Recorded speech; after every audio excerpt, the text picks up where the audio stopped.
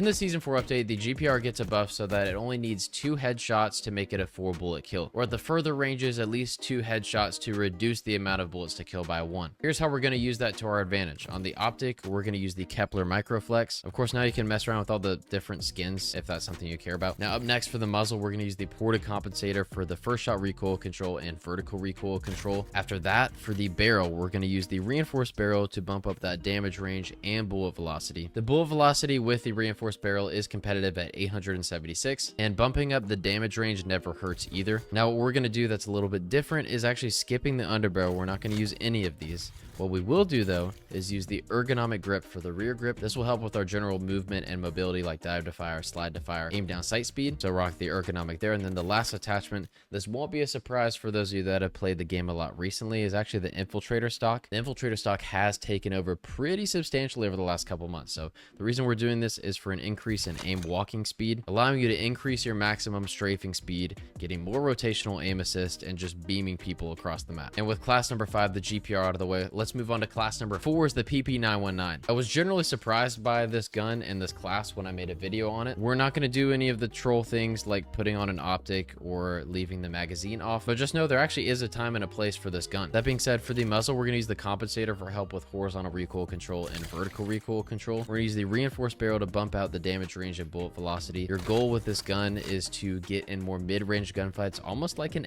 AR, and the reinforced barrel definitely helps it feel that way by bumping the bullet velocity all the way up to 702. Now for the magazine, we will run the Fast Mag 3 just because you want to move faster and reload faster, and all in all just makes the most sense for the mobility of this weapon. The rear grip, speaking of mobility, we're going to use the ergonomic grip for the slide to fire, dive to fire, aim down sight speed, so on and so forth. And then the last attachment, you can either go with the infiltrator stock or something like the balanced or no stock. Only reason I would consider these is because they do bump up the movement speed in comparison to the infiltrator stock, which is just at 4.8 meters per second. So you will feel a little bit slower with this, but again, we have the Fast Mag 3 on to help with the sprint to fire speed. I know that's not a movement speed benefit, but for me personally, I enjoy using the infiltrator stock with this class. It's not my favorite SMG in this game. Sadly, the C9 was my favorite, but that got taken out of Black Ops 6 range play. But my second favorite is actually class number 3 is the Compact 92. I was really not a believer in using an optic on submachine guns until I actually tried this Volsky reflex sight, but something about this sight makes this gun feel way better. I can't really explain why. Maybe it has something to do with the recoil pattern. As I'm talking about putting a sight on an SMG, I'm actually realizing how dumb I sound. So if you want to take the sight off and use something else, go for it. But I promise you this class feels insane. For the remainder of the attachments, we're going to use the reinforced barrel. You could mess around and use the long barrel to bump out that damage range.